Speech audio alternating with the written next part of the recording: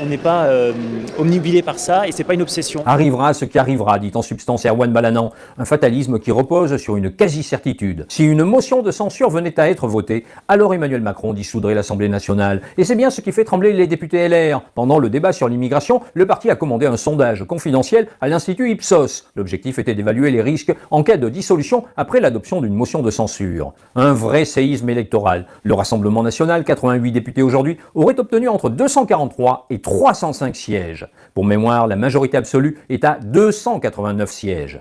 Toujours selon ce sondage, les Républicains auraient limité la casse, à peine une dizaine de sièges en moins. Mais voilà, personne parmi les députés du groupe n'a envie de monter à l'échafaud. Pour stimuler les cœurs qui se montreraient défaillants, le RN a donc réitéré un engagement qu'il avait pris par le passé. C'est Jordan Bardella qui avait dit lors de notre motion de censure déposée par le RN donc que si des députés LR la votaient, si la motion de censure allait à son terme, s'il y avait des solutions, nous ne présenterons pas de candidats contre les députés LR qui avaient soutenu notre motion de censure. Donc voilà, c'est pas nouveau. Est-ce que ce sera suffisant? Pas sûr que les Républicains, après avoir servi de béquille au macronisme, aient envie de jouer les strapontins du lepénisme. Même l'opportunisme a ses limites.